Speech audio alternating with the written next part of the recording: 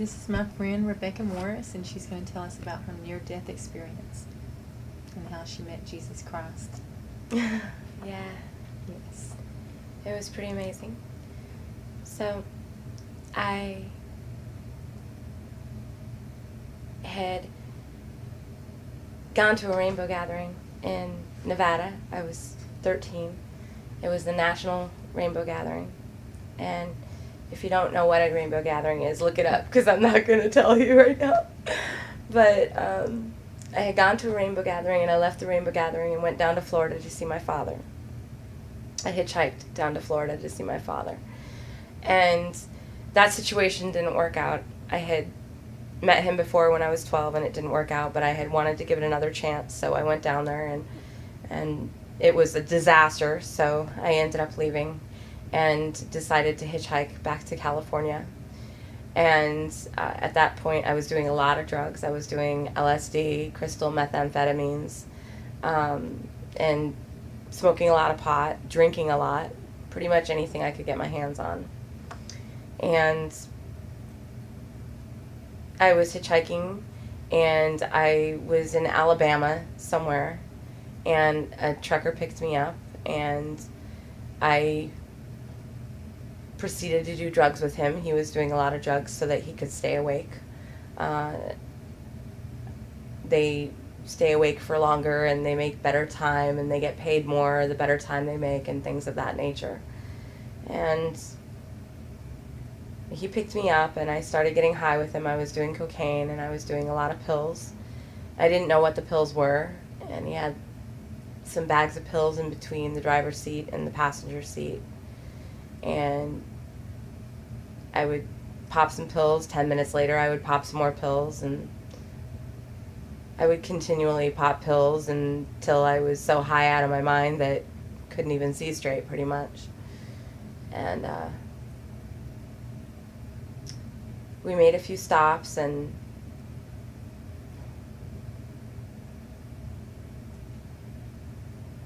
we bought some tapes to play in his cassette player, and I bought an Amy Grant tape.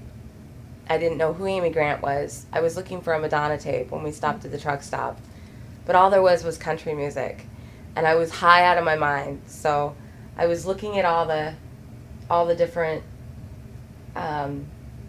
names on there, and I didn't recognize any of the names. And you have to remember, I was 13. It was 1987 or whatever.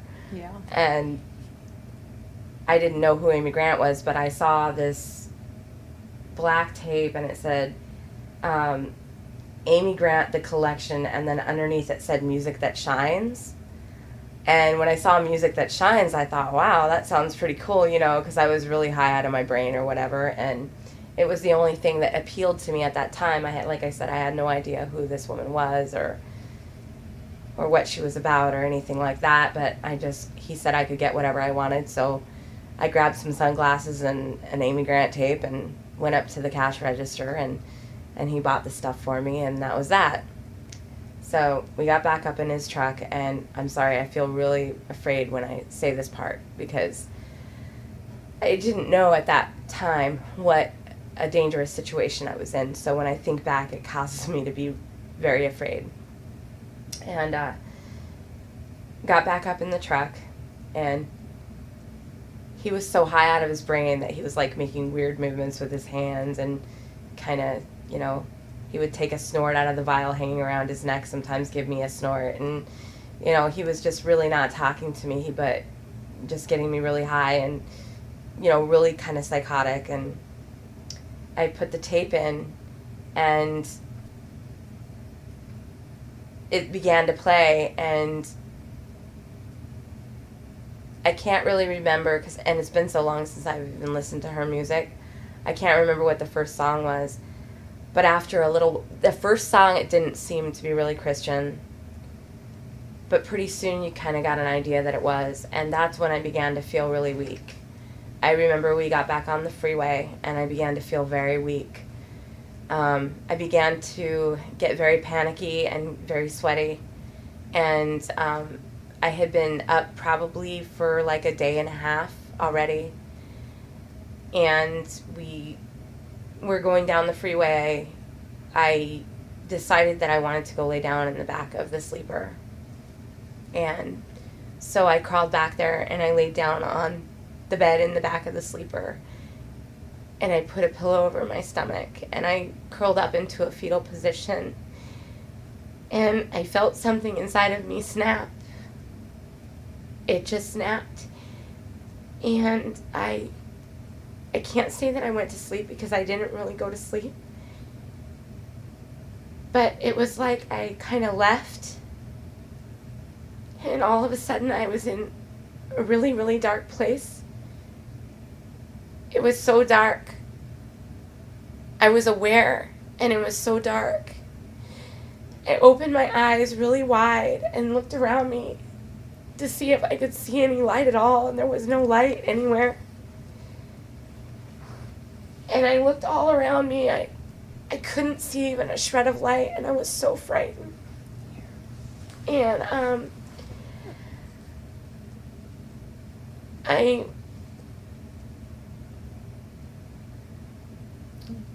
It was totally dark. It was totally dark. It was like the darkest room you've ever been in, and there was no light at all. And I was there, and I reached up, and I called out. And when I reached up, I saw my hand in front of my face, and my hand was pure white. It was pure white, and I reached up, and I called out, and I don't remember what I said. I don't remember what I called out to, but I reached up, and I called out, and all of a sudden, the darkness was folded back. It was just folded back. And there was this man standing there, and he was high above me.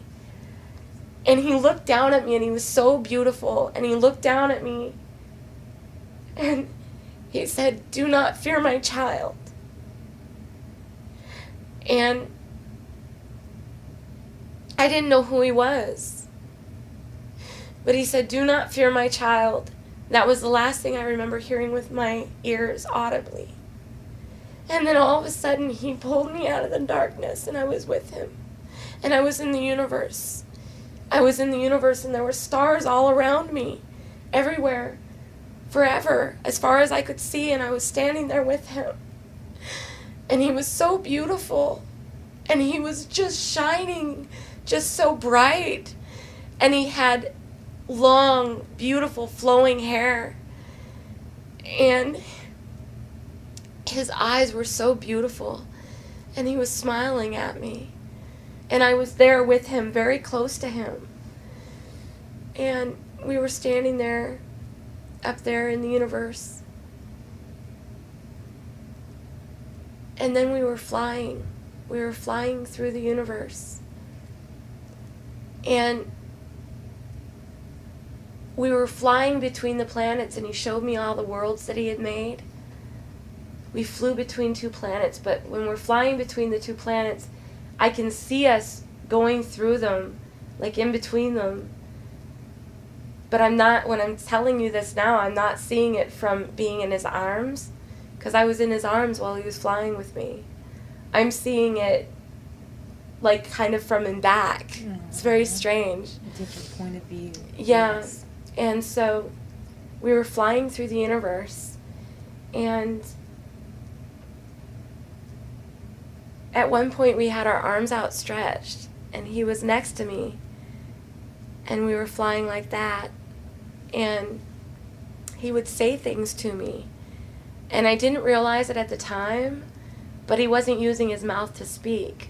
He was using his eyes, and he would say things to me, and he told me who he was, and I knew that he was God then, and so I began to ask him questions, because I had a recollection of my life. I began to ask him questions, why did this happen? Why did this happen? Why did that happen? Why does that happen? Why is the sky blue? Stuff like that, just every question that would come to mind.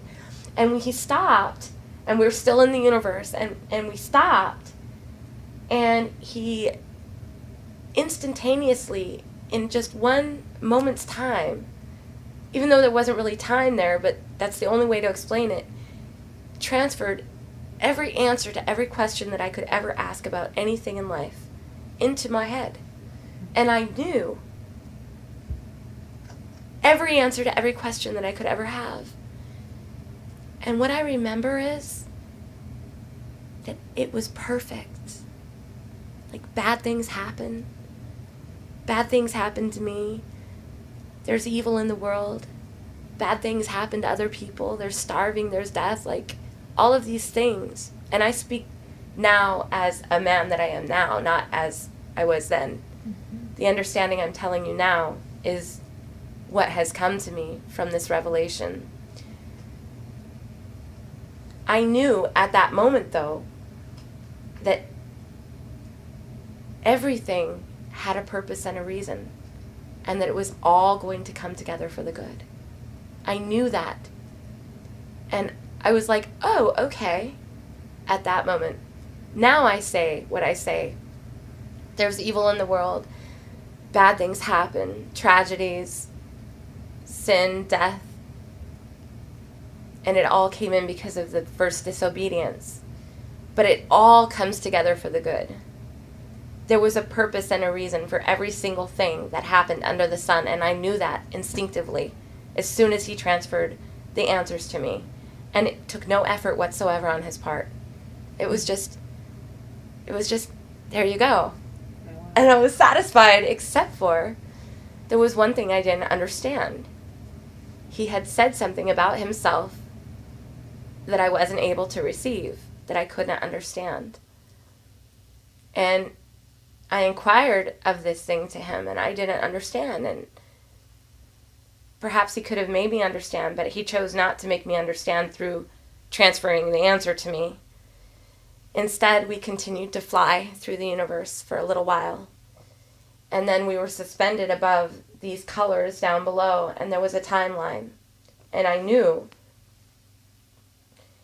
that it was the earth, and there was a beginning and an end to it. And there were beautiful colors in it. In the beginning were like greens and browns and earth tones, and in the middle was just red and fire. And then in the end of it went into purples and pinks and stuff like that. And I was suspended above it at that point with him. And the next thing I knew, I was standing on the earth in a doorway. Now, how I got from the point of being above the timeline into the timeline, I am not positive. But it was like lightning fast, even faster than lightning. And I was all of a sudden standing in a doorway on the earth, and there was a dirt road in front of me, and the sky was red.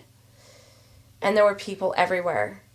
And now I know that it was, I had been shot back 2,000 years in the timeline. I was standing on the earth while Jesus Christ walked the earth, and I know that now.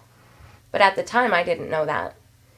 All of a sudden, I'm standing in a doorway in front of it. There's a dirt road in front of me, and there are people everywhere.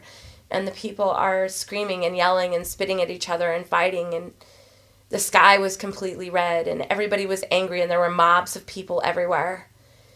And like all I know is like all of a sudden I'm standing in this doorway. Now, when I was standing in the doorway, I didn't have a memory of just being in the universe with God. It was like I was standing in the doorway, and then it started from there. You know what I'm saying? I didn't like suffer the knowing that I had just been up there, and then all of a sudden now here I am. It wasn't like that.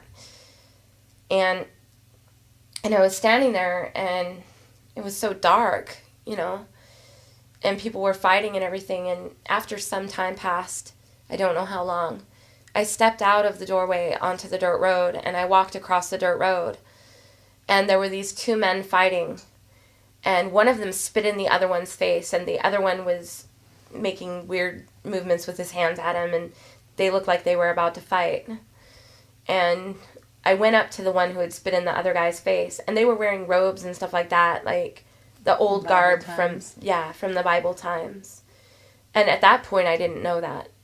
But then, of course, after I came back to life, I knew that then, after I came to know more about Christ. So I went up to the guy who had just spit in the other guy's face, and I grabbed him by his cloak, and I pulled on his cloak, and he didn't respond to me. He may have gone like this a little bit, but it could have just been his gestures from him fighting or whatever. And I pulled on his cloak again, and he did not respond to me in any way. And so I left him, and I think I had said something, to try to get his attention, and he didn't pay any attention to me. And so I walked over to where there were some other people, and I called out to them, and they wouldn't acknowledge me. And then I remember that I did become kind of frightened because it seemed to me that nobody could see me or hear me. Mm-hmm. And so I started to call out to people that were going by and to, the different groups of people that were standing around. Can you see me? Can you hear me? Can anybody see me? Can anybody hear me? And nobody could see me or hear me. I was by myself in the midst of all these people, and nobody knew that I was there. And it was extremely frightening. And I left, and I backed up a little bit, and I went back across the dirt road into the doorway that I had been standing in. And there were all these people fighting down the dirt road down that way. And there was this man, and he was really beaten very badly, and he was all bloody, and he was really skinny. And he was dragging something, and people were kicking him, and they were hurting him, and it was a horrible sight. And he was coming down the dirt road toward the doorway that I was standing in. And he kept falling down, but he kept getting up again, and the people were hurting him, and it was a horrible thing that was happening to him. I knew that it was.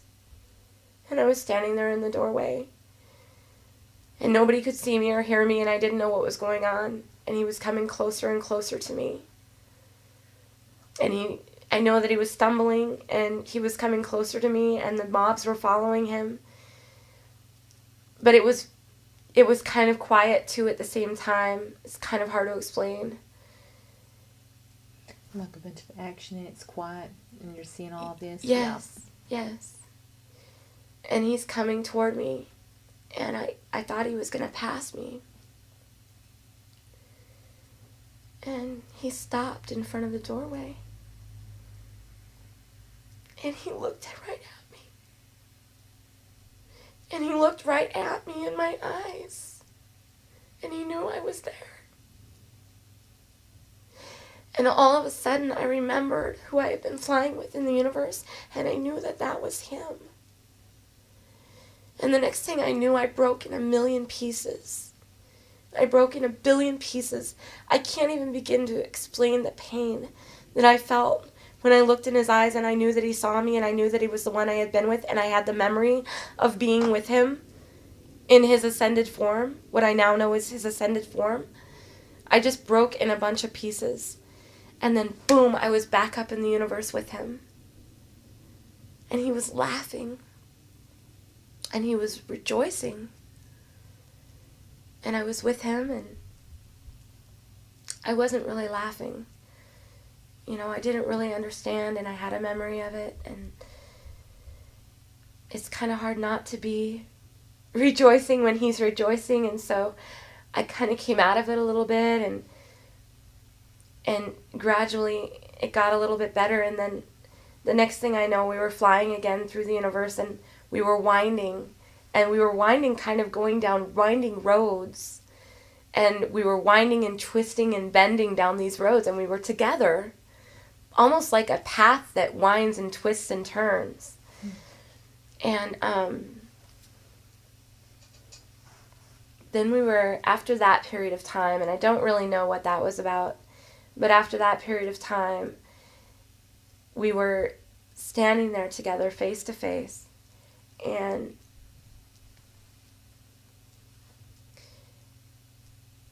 I said something to him that was extremely offensive. And we were standing face to face, kind of like if you were like a foot or foot and a half closer to me. His face was right there by mine, in front of mine. and I said something that was extremely offensive to him. And so say that's me and that's him, right? All of a sudden, we were separated, and he went this way really fast, and I went this way really fast. It was like his entire being just went that. It was so offensive what I said to him. His entire being went backwards away from me, and my entire being went backwards away from him. And then I was in the sky. I was in the clouds, in the sky, on the earth, like, but up in the sky. And there were billions of people all around me as far as my eyes could see. And I had this really tripped out sight where I could see really, really, really far, like I could see into eternity. And I was in the sky, and I looked behind me, and just innumerable amounts of people coming toward me, and they were all flying and laughing and dancing toward this light in the sky.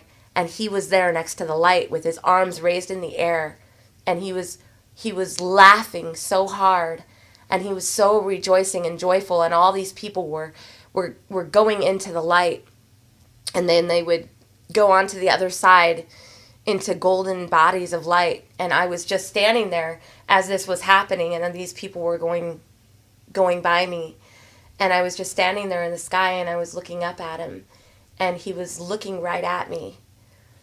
And when he was looking right at me, he made me to know something. And I looked around me, and I looked at all the people as far as my eyes could see, and I knew he had me know that as he was looking me right in my eyes, that he was looking them right in their eyes too at the same time, all of them. And it was really a trip, and I was like really like whacked out by that, you know. And so this went on for some time, and there was music, and everybody was happy, and everybody was joyous there, and I was just kind of checking it out. I was just standing there as they went by me. And then he said something to me, and I didn't know until many years later what he said to me. And the only reason I know what he said, what I said to him and what he said to me, the two things I didn't know for many years, was when I actually got more intimate with him, and he did reveal to me what was said. And through confirmation and things like that, I know what was said, and I will tell you after I'm almost done now with the near-death experience. So I was standing there, and it was just the most beautiful thing you've ever seen. And then he said something to me, and then just with a rush that I can't even describe, I went backwards through all of the people. I went backwards, and then I came to in my body. I became aware of my body. And I had to peel my eyes open because they had sealed themselves shut. And I left the sleeper part of the truck, and I went up to the front, and I saw my face, and for some reason he had a visor all the way along the inside of his truck, but there was no back window to be able to see out, so I don't know why he had that there, but I looked up in it, and my face was pure white, and my lips were blue. Mm. And at this point, I had been out for quite some time, and I tried to get his attention, and it seemed to me that he had forgotten I was in the truck. And so I touched him, and he really freaked out. He didn't realize I was still in the truck. Mm. And I kept on asking him, "You need to pull over, you need to let me out." But it was like I couldn't speak English. It was like the words I was saying weren't English. It was like I was speaking another language. And I just kept telling him, "You have to let me out. You have to pull over and let me out." I was so afraid. And he pulled over, and I opened the door of the truck. He pulled over under an on-ramp, and I opened the door of the truck, and I jumped out, and he threw all my stuff out onto the side of the freeway, and I ran up underneath the on-ramp, the overpass by the on-ramp. And I ran up underneath there, and I just cried. I just cried. I didn't know what had just happened to me. You know? What had just happened to me. And what was I supposed to do with something like that? You know what I mean? Yeah. I mean, I was only 14, you know, and I was a street person. I was a streetwalker. So I don't really remember a lot over the next 6 months. I know I made it back to Hollywood, and I know that I kept doing drugs. But quite a few miracles happened to me after that. And I'm not going to go into the rest of my testimony right now, because I really feel like what ended up happening after that was I tried to tell everybody what had happened to me, and nobody would listen to me. People didn't believe me. They thought I was crazy. And so after a few years, I quit talking about it. And now, over the past 15 years, I've only talked about it maybe 3 times.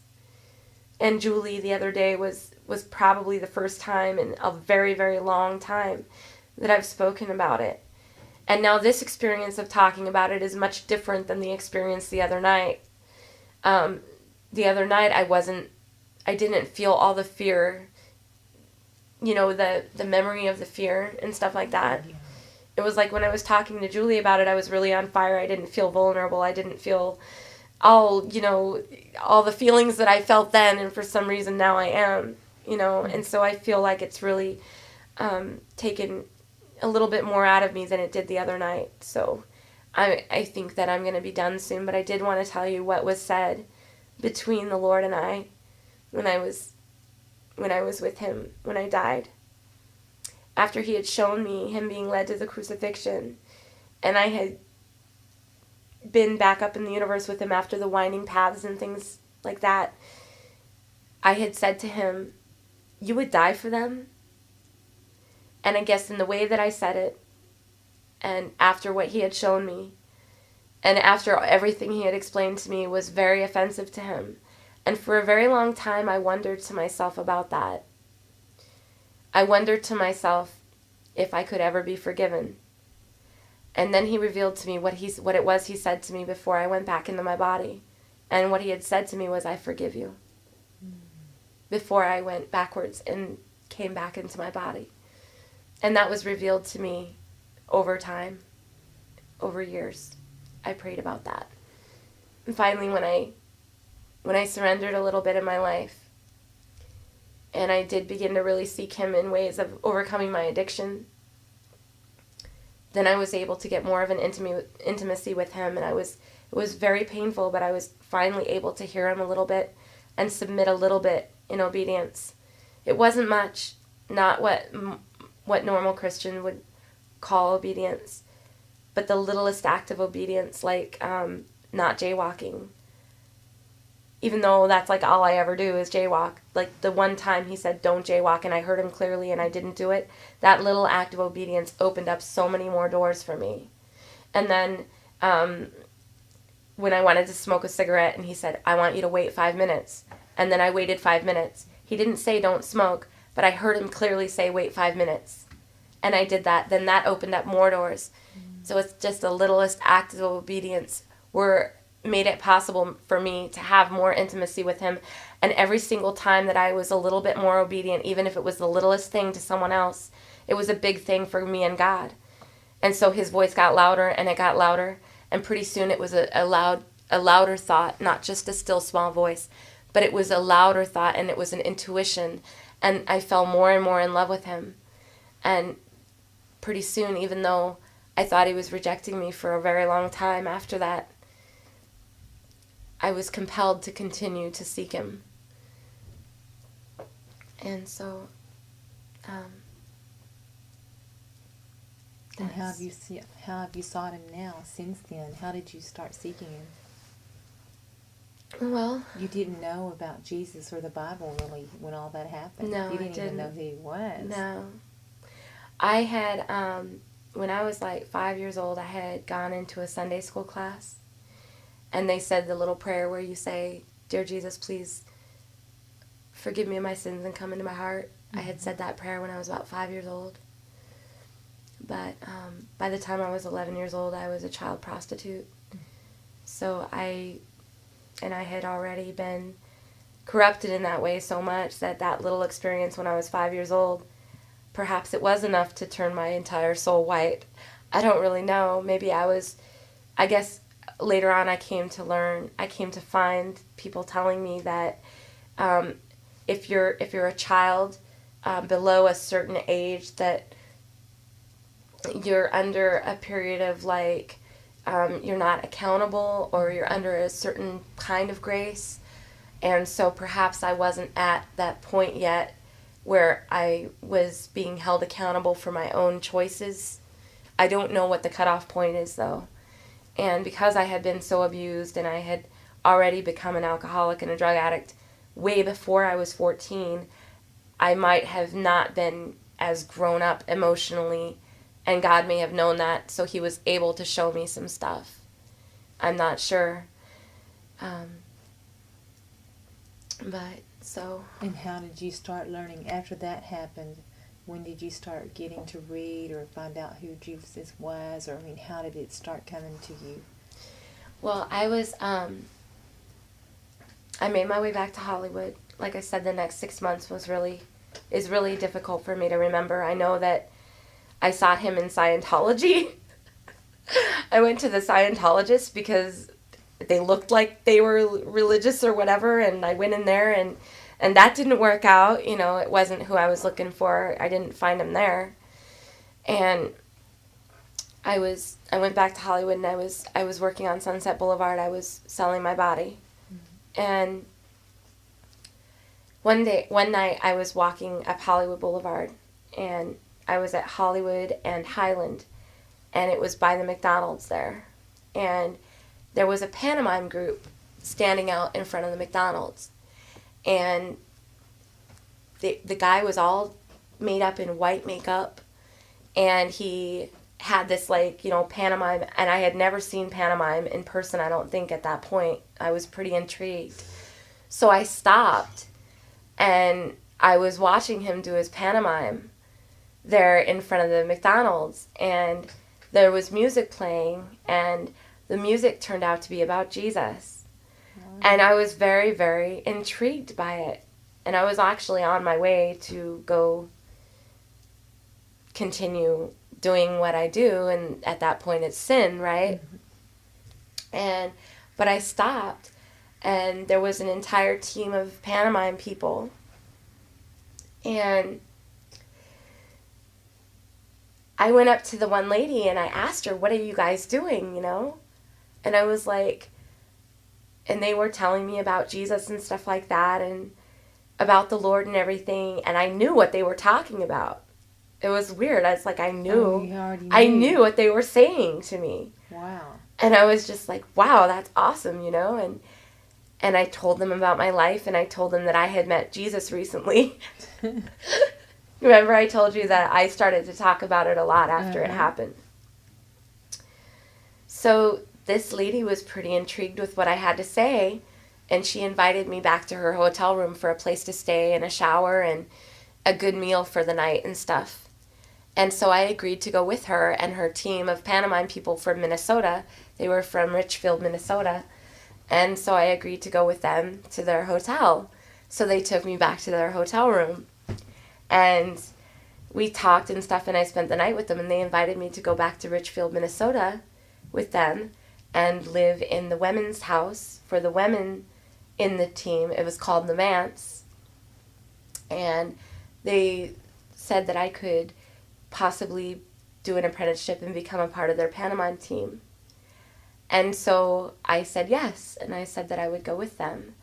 And I flew to Minneapolis with them, and I went to the Manse, and I began to practice pantomime and stuff like that, and I got a job as a waitress in Richfield at an Embers restaurant on Penn Avenue. And I had my very first job that I ever had in my life as a waitress. And unfortunately, it's not as easy to get away from the devil as that. So the cook invited me out in back of the restaurant to take some swigs off of his bottle. And I think I had about like maybe at that point, maybe a month and a half sober. And I had a little job, and the Lord was trying to deliver me.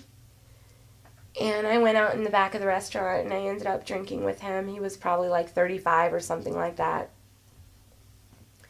And I ended up drinking with him, and I got really drunk, and I started drinking again. I lost my job, and I'm a blackout drinker, so I ended up losing my opportunity there at the Man's, and I got kicked out of the ministry for drinking. And but you were telling me more times how you started learning of Jesus. You ran into these pantomimes, these mimics, and you knew what they were talking about. Yeah. It was actually a little while after my experience, so... What were some other times that you remember how all of a sudden you started learning of Jesus or knowing him? I mean, you got to fly around with him. Well, that's when I started... saw his crucifixion. I really started reading the Bible around that time. And I also, after that experience, I did end up going into AA. And while I was in AA, I started reading my Bible, and I had a really bad mouth. I had a swear mouth. Every other word was F this and F that. And so when I started reading my Bible, that started going away. Wow. I had only gone to the first week of 7th grade. Uh-huh. As a child, I had dropped out right after 6th grade because I couldn't really go to school past that. And so I started reading my Bible, and all of a sudden the F words slowly started to go away, and I started to have understanding. I understood what more words meant and how to use them and how to actually have a conversation without swearing. Yeah. You started getting understanding. I started getting understanding, yeah. Wow. And I learned a lot about the Bible. I learned a lot about God up here. Mm-hmm. And over the years, I learned about the fall of man, which I never knew about. I didn't really understand. Like, after my experience, I didn't understand why Jesus died on the cross for my sins. You just saw it and didn't. I just saw why. it, and I was like, okay, that happened, you know. But later on in life, in my 20s and stuff, it wasn't enough for me because I fell so in love with him over time. Like, every time I would go to jail, I would read my Bible because I went to jail a lot. Because of the addiction and the blackout, yeah. Because of the addictions, and then I would drive. Mm-hmm. And I would drive, and I would get pulled over for driving without a license. I would get pulled over for swerving or for bad tabs on my car, and then I didn't have a driver license, and so they would take me to jail for no driver license and no insurance, and I'd have to do time, and then I'd get out and I'd have another court date or probation, and I wouldn't go, so I'd get a warrant, so I'd go back. And that happened for many years in my life over just plain old simple traffic tickets. Mm-hmm. And one time for 1/10 of a gram of marijuana. But I started reading my Bible, and it occurred to me in my early 20s that I didn't know why Jesus had died. You know what I mean? Mm-hmm. Yeah. I accepted it, like, yeah, you did that, but it seemed really unfair to me, too. And to this day, even it does a little bit. I need to pray about that and ask him, like, how is it fair? You know, so anyway, I was like, I don't really understand what the atonement is for. Like, why am I a sinner? What does that mean? Like, why did you die? And I didn't know that it's really important that you understand. You know what I mean? Well, you saw the actual crucifixion and didn't even I didn't know. see the crucifixion. No, just I saw him being up, led yeah, to the before he looked at you. crucifixion, but I broke way before then. So...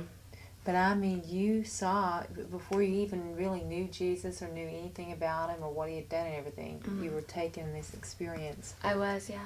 And then later, how'd you Later, learn about the atonement? I started to pray about it because I figured,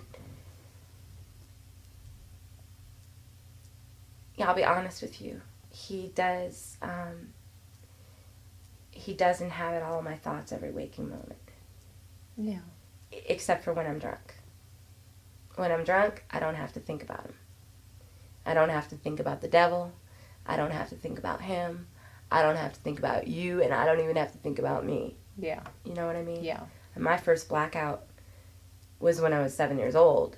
So by the time I was 11, 12, 13 years old, it was part of my makeup. It was part of me. That's how I cope. Mm-hmm. It's how I get my relief. Coped. Past tense. Past tense, right? Hallelujah. Yeah. Amen. So I figured, since I think about him so much and I fall so in love with him, it's like you can fall in love with Jesus on a daily basis. I've seen it on your face. You know, you can fall in love with him on a daily basis. How did you fall in love with him? Well, I Over told the you how time. I fell in love with him. Right? Tell My me experience. I don't want to tell you my whole experience again. What do you mean? again. Of all of that, what happened with y'all flying through the universe? Yeah, and things? no, Yeah. I don't want to go through that again. No, but after that, how I'm wondering how you started learning all the things like the atonement, or I don't know what they call all That's of it. what I was about to Just tell how you. to really, yeah, how So, to really. what happened was I prayed and I asked him why, why did you die for me and stuff? And he explained it to me, but he showed me through an epiphany and through the Word of God, through the Bible, and they matched up. And the epiphany that I saw was like a vision. And I actually was able to see a vision of Adam and Eve in the Garden of Eden. I actually was able to see him breathe the breath of life into Adam's nostrils. I mean, I watched him say, "Let there be light." He showed it all to me after my near-death experience through epiphanies and visions. And I watched the fall of man. And whether or not that's what he created our imaginations for, and that was what it was, or it was a true epiphany or a true vision from him, I know now why he died on the cross. And that's evidence enough for me that it was authentic. And when Eve ate of that fruit, I don't think she knew what she was doing. Do you want me to tell you what I saw in regards to the atonement? Sure. And why he had to die? Yeah, that and anything that I want to hear your view or how you came to know what you're at now of knowing him. It's just beautiful. Okay. So what I saw was, I saw that mankind were in the loins of Adam and Eve. That all of her eggs and all of his sperm made up mankind. Like, to the very last baby that was going to be born. Wow. And when they ate of that fruit in disobedience, not only was the disobedience what opened their eyes and caused them shame, but it was the fruit itself was actually poisonous. It was like the disobedience was within the fruit, and when they ate of it, it infected their loins, it infected their seed, it infected all the seed to come from then on, all the way to the end. So the sinful nature that we're born with is not something where you're born and, you sin. From what now, if I need to be corrected, I am totally willing to be corrected, because I've never had anybody tell me, no, that's not scriptural, or no, that's wrong. But this is just what came to me through my prayer and my seeking as to why that beautiful, perfect person had to die. And that disobedience went into all of mankind and infected the seeds within them. And the sinful nature we're born with, it's a part of our cells. It's kind of like when a person has cancer, really, really bad malignant cancer. And if I were to get pregnant and all of my cells are infected with cancer, and I shouldn't be getting pregnant, right? But I do anyway. But that child that grows within me is infected. It's within their DNA. It's within their makeup. Mm-hmm. That cancer, not only the cell, but the cancer itself is within them, and that's why we age. That's why we get sick. That's why we have disease. That's why we sin. And we don't know until we meet Christ, or until we hear about him. And so anyway, then that baby is born completely infected with cancer. And the sinful state is like cancer in that way, from what I have seen and the epiphany that I had. And I'll tell you the truth, that it wasn't even until 6 months ago I had this epiphany years and years ago. Probably, geez, I don't know. I don't even know how many years ago, but over 7 years ago. Over probably 10 years ago. And I didn't even know. Wasn't even aware of my actual sinful state on a conscious level until 3 months ago.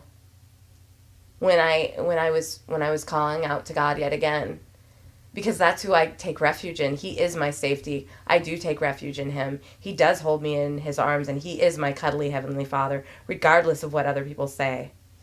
Okay? And nobody can take me away from him. I can't even take me away from him, regardless of what anyone else says, nor do I want to take myself away from him. So, my point was that I wasn't even aware until a couple of months ago, my sinful nature, and really, really aware of it, like, okay, God, I'm coming to you as a sinner. When I go up to somebody, like, it's completely insane to me how some Christians go up to people on the street and say, do you recognize that you're a sinner? What the heck are they supposed to say? No. I didn't even recognize that I was a sinner until years and years after I knew Jesus. I mean, I recognized that I was a sinner because I believed him. You know what I mean? Yes, Lord, I believe you. I am a sinner. And I can see in my head, and I can see that you are good, God. I know that you are good, God. I believe you that you are good. And I receive the fact that I am a sinner. I know that I am a sinner because you are good. And compared to you, I am evil. And I want you to come into my heart. I want you to come into my life. And I want you to save me from my sins. And I had said that so many hundreds and hundreds of times after I met Jesus when I died. But I wasn't even fully aware of my sinful nature until a couple of months ago. Salvation is a process. You know, for some people it really is. And there are some people that would fully disagree with me. I'm not here to agree or disagree with anybody who wants to have a controversy. I'm only saying what my testimony is. This is my testimony. And so, because God is so good, when we're born with our sinful nature, God is so holy and so good. This is what came to me, that God is so holy and so good that anything that comes against him is so bad and wicked and evil. Like, it's not like I'm saying, oh, you are a wicked and bad and evil person because you sinned against God. No, God is so holy and so good that anything that I do, even inadvertently, even not knowing, not meaning to, even as a baby when I manipulate my mother, you know, it's, and of course then I'm under that grace we were talking about earlier. Yeah. But what I am saying is that when I sin against a good and holy God, there is no unrighteousness in him. He is completely blameless. When I sin against him inadvertently or on purpose or whatever the case may be, the only thing that can satisfy the justice of God, the characteristic that he has, the justice of God, is bloodshed. Only bloodshed, because justice has to be satisfied. So the bloodshed sacrifice is what came into play after they were driven out of the garden, which, by the way, happened because when man fell in the loins of Adam and Eve, from what I saw, man fell in the loins of Adam and Eve, and instead of wiping them out and starting over again, which God could have easily done, we've seen that he can wipe people out with the flood. We know that he can do it. He fell so in love with mankind in his fallen state that he wouldn't do that. He already fell in love with us when we were enemies after they fell. So in order for them not to eat of the tree of life and live forever in a fallen state, he had to drive them out of the garden until the redemption plan came, which was Christ on the cross. He himself became a part of his own creation and died for mankind, the very mankind that became his enemies in that split second when Eve ate of that fruit and Adam ate with her. It is the most tragic, most beautiful, most true story I've ever seen in my life. And the churches in America can take that to the bank So after my near-death experience, I went to so many churches only to be rejected again and again and again. When I found Fellowship of the Martyrs, I was done. I had said to myself, I'm done seeking Christ. I'm done. I can't do it anymore. How can my heart break one more time? You know what I mean? Everywhere I went, my heart was broken. I was rejected. I went in search of the body of Christ. I went in search of the Spirit of God. I went in search of someone to take me in and to bind me up and heal me and to be the hands and the arms of Christ. And everywhere I went, I was turned away again and again and again as a child seeking Christ in church all throughout my life. When I found Fellowship of the Martyrs, I was done. I had rented a room in Seattle, Washington a year and a half ago, and I was living with a person that, you know, calls God the good Lord, and that's all there is to it. Like, he doesn't talk about Jesus. He swears all the time. He punches holes in the doors. And I was renting a room from this guy, and I said, I'm done. You know, I really thought I was being, like, rejected by Christ at that point. I was so very afraid, you know, and I was watching a YouTube video on my phone about the Something of the Spear, about the guy Jim Elliot that went to Africa, and he actually was martyred for Christ. He was something, the spear. I can't remember. Yeah, I've heard of it. Anyway, he went over The spear. and he was killed by some tribesmen while he was trying to witness about Jesus to them. And when that video was over, it says, like, what's next, and, you know, like that. And this picture of this guy popped up with long hair and a beard, and it said something that was really catching, and it was a pastor. And so I touched on that one.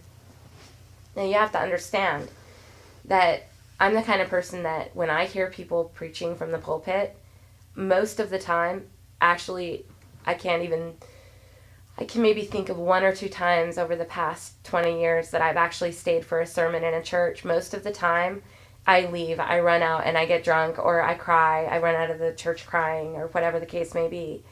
So I was pretty skeptical when I started to hear Doug Perry start to speak on the video. But as he spoke, something sparked in me, and I laid my head down on the pillow, and I just watched his entire video for the whole hour, and I was able to receive the words that he was saying. And it was the first time in a really long time I was able to receive a pastor's sermon. And so over the next couple of days, I watched more of his videos, and I just remember thinking to myself, I wish I could go where his church is, you know. And I thought to myself, I wish I could be where his congregation is, because I didn't know at that point that he only did YouTube videos and didn't have a church. You know what I mean? So 3 days later or something like that, I called and I left a message. I had thought to myself, I wish I could go to Liberty, Missouri. And then I watched a video with a couple that was here, and it was in one of the townhomes. And they were in, like, their bedroom, and it looked really nice. I was like, oh, that's cool, because I had just wished that I could come here, you know? And it kind of re-sparked my desire to seek Christ, because at that point I was so done, you know what I mean? So I called and I left a message for Doug, and I kept trying to, like, tell myself, oh, he probably won't call me back. He's really busy. He's got, like, 1,000 videos or whatever. Probably won't call me back. It doesn't matter. God doesn't love me anyway. He's been rejecting me all these years through the church. You know, why? But see, the thing about it is, like, all those years, he was comforting me. He was carrying me when I had guns held to my head, when I got hit by cars and I was, you know, kidnapped and, you know, abducted and whatever we won't go into. But you know what I mean? Like, all this time, God had been taking care of me without the church. It was every Sunday that I went from church to church and couldn't find the Spirit of Christ, I thought, well, since they're the ones that are supposed to have the Spirit of Christ and they don't want me, then it must be the Spirit of Christ that doesn't want me, not taking into account all the ways that he was carrying me at the time, you know what I mean? Right. Right.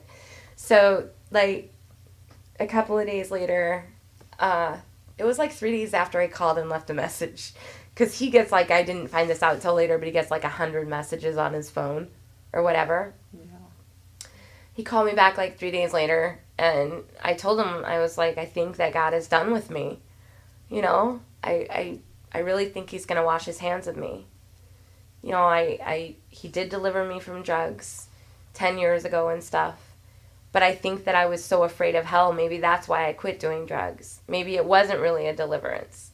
Because I wasn't in a church and I didn't know any other Christians, you know what I mean? I had just been praying with a crack pipe in my hand for 10 years, you know? It had to be a deliverance, because when Yeah. the hooks are so deep like that, or like you said, when it's in your DNA, or when it's Right, in right, there, right. yeah. So I had been, like, you know, I was to the point where I couldn't stop doing crystal meth. I was shooting heroin every now and then, and I couldn't stop smoking crack. And it was like, but yet I had this, like, overwhelming love for God inside of my heart, but I wasn't able to, it was like I was being forced, like I was a puppet, and I was being forced to do these drugs. Yeah. And so I was just, like, on my knees with a crack pipe in my hand, begging God before I would take a hit, you've got to take this away from me, you've got to take this away from me, I don't know what to do, I can't stop. And 10 years of prayer, it took 10 years of praying like that on my knees and crying out to God from my heart. And then just overnight, he just delivered me from it. And, I mean, praise God, you know. Yes, praise God. I've had my struggles since then with the alcohol, but I do praise God for that. And so, anyway, Doug called me back.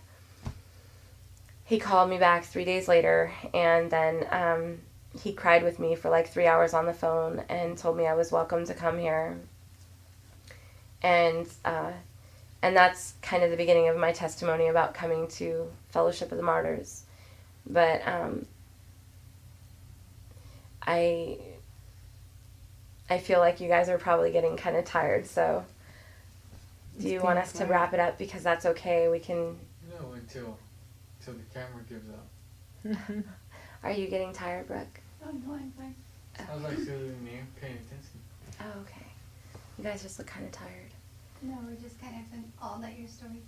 Oh, okay. It's been a blessing, hasn't it? Mm-hmm. Yeah. Thank you for sharing. I mean, it's an amazing testimony. Thank you. You've been victorious. God has already, you've done great, considering you. a lot of things. Mm-hmm. Your love for Christ. You love Defeated him. death so many times through the Lord. Yeah. Wow. God's That's defeated Jesus. death many times through you. Yeah. You know, I just want to tell you guys, I really did run after him after I met him. I really did look for him. Sometimes I even looked to man. I would see men on the street and wonder, is that him, you know? Is he coming? Where is he? Before I knew that how he was going to, in the Bible where it says that that's how he's coming back. Even though I had seen what I had seen, I didn't know, like, that's the only way he was coming. Yeah. You know what I mean? Yeah, you didn't know yet. So there were times where I actually looked for him on the earth. If a guy looked like him, I'd be like, is that him, you know? I would look all over the internet for him when I started to get really understanding of the internet.